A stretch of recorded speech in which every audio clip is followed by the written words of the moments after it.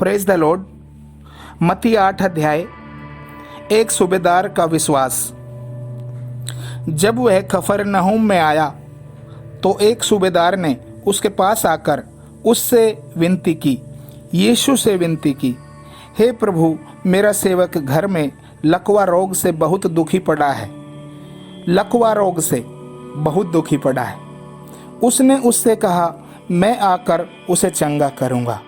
यीशु ने कहा, मैं आकर उसे चंगा करूंगा। सूबेदार ने उत्तर दिया, हे प्रभु, मैं इस योग्य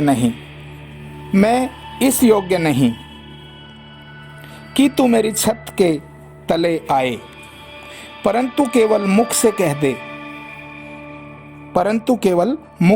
दे तो मेरा सेवक चंगा हो जाएगा, क्योंकि मैं पराधीन मनुष्य हूँ और सिपाही मेरे अधीन हैं। जब मैं एक से कहता हूँ जा तो वह जाता है, और दूसरे से आ तो वह आता है, और जब अपने दास से कहता हूँ यह कर तो वह करता है। यह सुनकर यीशु को अचंभा हुआ कि जो उसके पीछे आ रहे थे उनसे यीशु ने कहा, मैं तुमसे सच कहता हूँ कि मैंने इज़राइल में भी ऐसा विश्वास नहीं पाया। और मैं तुमसे कहता हूँ कि पूर्व और पश्चिम से बहुत से लोग आकर अब्राहम और इसहाक और याकूब के साथ परमेश्वर के राज्य में बैठेंगे, परंतु राज्य के संतान बाहर अंधकार में डाल दिए जाएंगे, वहाँ रोना और दांतों का पीसना होगा। तब यीशु ने सूबेदार से कहा, जा, जैसा तेरा विश्वास है वैसा ही तेरे लिए हो। और उसका सेवक उसी घड़ी चंगा हो गया। तो हम इस पूरे दृष्टांत में पढ़ते हैं कि सूबेदार एक रुतबेदार आदमी था। वो अपने गांव आया हुआ था। उसके घर में उसका सेवक लकवा रोग से पीड़ित था, लकवे का रोग। जैसे उसकी देह के जो शरीर के जो अंग थे वो लकवे से ग्रस्त हो गए थे। उनके अंदर वो उठते नहीं थे, उसके हाथ पैर। तो जिस तरीके से कोई भी इलेक्ट्रिक वस्तु होती है, जब करंट उसमें आता है, स्विच ऑन करते हैं तो चलती है। स्विच यदि ऑफ है, लाइट यदि नहीं है, एक पंखे को घुमाओ तो वो घूमेगा तो सही थोड़ी देर, लेकिन स्पीड नहीं पकड़ेगा, फिर बंद हो जाएगा। तो उसका शरीर पूरी तरह से ऐसा था कि वो लकवे से ग्रस्त था। लेकिन यहाँ हम देखते हैं कि वो सूबेदार रुतबेदार आदमी था, पैसे वाला था, इज्जत वाला था, लेकिन वो ईमानदार था मन से, वो सच्चा आदमी था। जब यीशु ने उससे कहा कि चल कर मैं तेरे दास को चंगा करूंगा, मैं आकर उसे चंगा करूंगा, तो सूबेदार ने सोचा कि गुरु चल कर वहाँ जाएगा मेरे घर, इतना कष्ट उठाएगा, इसका मतलब दूसरों के बारे में सोचने वाला था। उसने बोला कि प्रभु, मैं इस योग्य नहीं हूँ। वो दीन और नम्र था। वो कहता, मैं इस योग्य नहीं हूँ।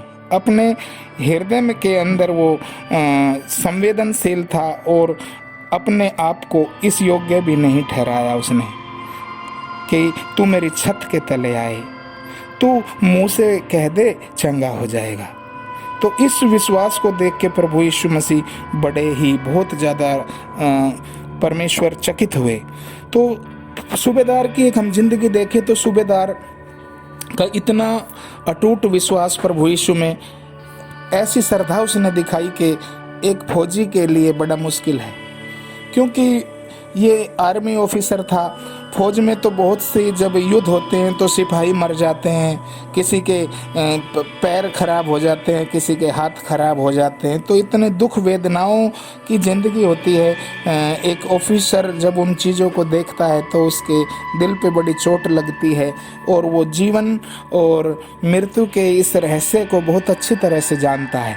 तो हम यहाँ देखते हैं कि ये सूबेदार जो है ऐसे हालातों में से, जो उसकी आर्मी की नौकरी थी, ऑफिसर था, उसके वहाँ ये सब चीज़ें, घटनाएं जो सिपाहियों के साथ घटती थी, उन सब से वाकिफ़ था।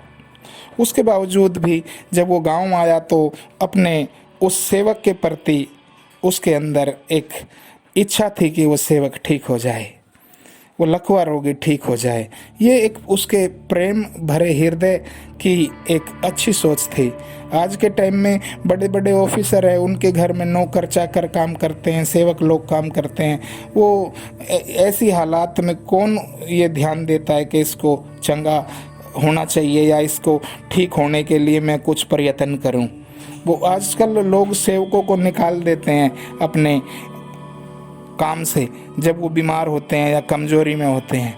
तो हमें देखना है, ये जो फौजी था, ये जो आर्मी ऑफिसर था, इसने अपने सेवक के प्रति संवेदनशील था, लेकिन ये बड़ा रुतबेदार आदमी था, समाज में इज्जत थी काफ़ी, इसके पास पैसा भी होगा क्योंकि ये एक ऑफिसर था।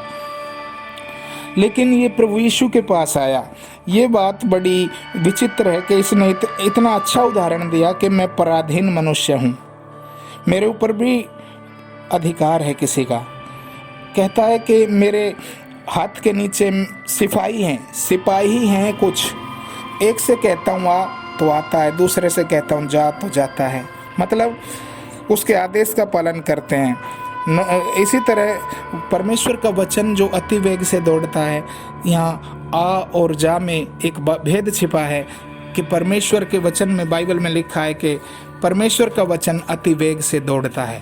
तो वो इस चीज़ को जानता था कि प्रभु यीशु तू अपने मुंह से कह दे मेरा सेवक चंगा हो जाएगा, तू यहाँ से वचन बोलेगा, वचन वहाँ चला जाएगा।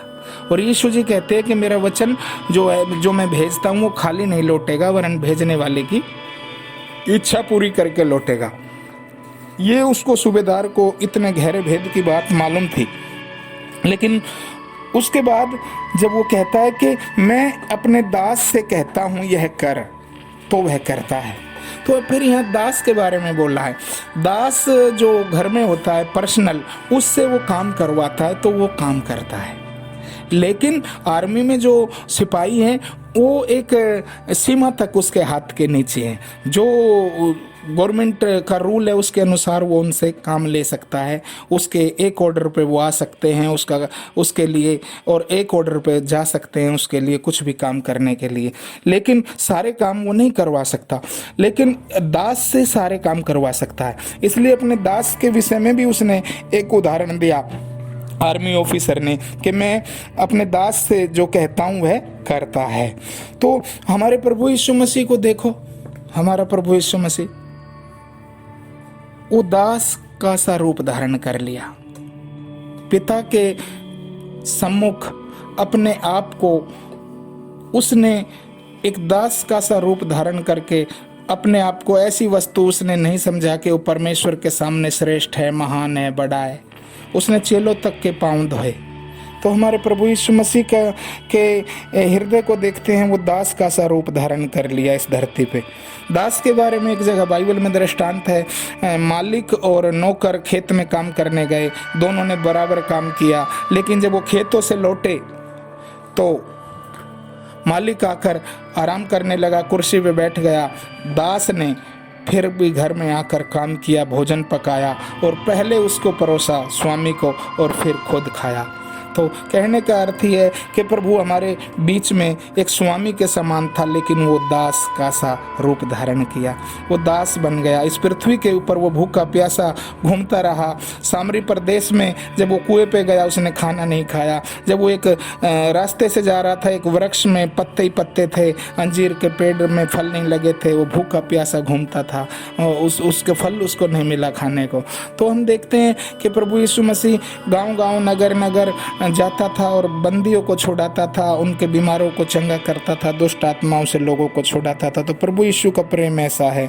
और दास के ओर ध्यान नहीं देते आज लोग, आज समाज ऐसा है।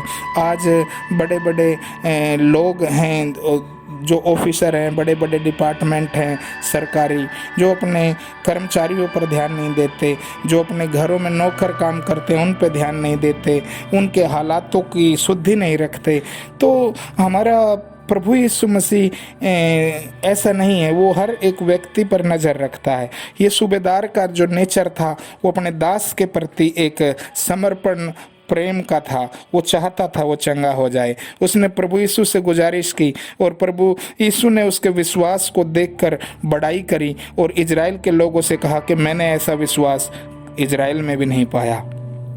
तब प्रभु यीशु मसीह इजराइल के लोगों को समझाते हैं, कहते हैं कि मैं तुमसे कहता हूं कि पूर्व पश्चिम से बहुत से लोग आकर अब्राहम और इसहाक और याकूब के साथ स्वर्ग के राज्य में बैठेंगे। तो हम इजराइल को बताता है कि इजराइल, तुम अपने आप को ये मत सोचो कि तुम विश्वास में बड़े हो, ये मत सोचो कि अब तुम्हारे पिता अब्राहम थे विश्वास में बड़े तो इसलिए तुम स्वर्ग राज्य में प्रवेश करोगे। यहाँ लिखा है कि पृथ्वी के पूर्व पश्चिम से लोग आएंगे, अब्राहम और इसहाक याकूब के साथ स्वर्ग के राज्य में बैठेंगे, परंतु राज्य के संतान बाहर अंधकार में डाल दिए जाएंगे, वहाँ रोना और दांतों का पीसना होगा। यहाँ बताया गया है कि परमेश्वर के राज्य जिनके पास जिनको निमंत्रण था उसी जाति ने, उसी यहूदियों ने, उन्हीं इजराइलियों ने यीशु को ठुकरा दिया और पूर्व पश्चिम से लोग उसके पास आने लगे। लेकिन जो यीशु को इजराइल में भी ग्रहण करता है वो परमेश्वर से आदर पाएगा। जो इजराइल से बाहर भी हैं लोग जो प्रभु यीशु मसीह को ग्रहण करेंगे वो परमेश्वर की दृष्टि में आदर पाएंगे। तो यीशु जी ने ये बातें कही कि पूर्व पश्चिम से परमेश्वर के राज्य में लोग आएंगे। तब यीशु ने सूबेदार से कहा, जा, जैसा तेरा विश्वास है वैसा तेरे लिए हो, और उसका सेवक उसी घड़ी चंगा हो गया। तो उसी घड़ी उसका सेवक चंगा हो गया। जब वो घर पे गया तो उसने देखा कि वो ठीक हो गया, लकवा रोगी, उसके हाथ पैर चलने लगे, वो खड़ा होकर काम कर रहा है। तो धन्यवाद प्रभु का।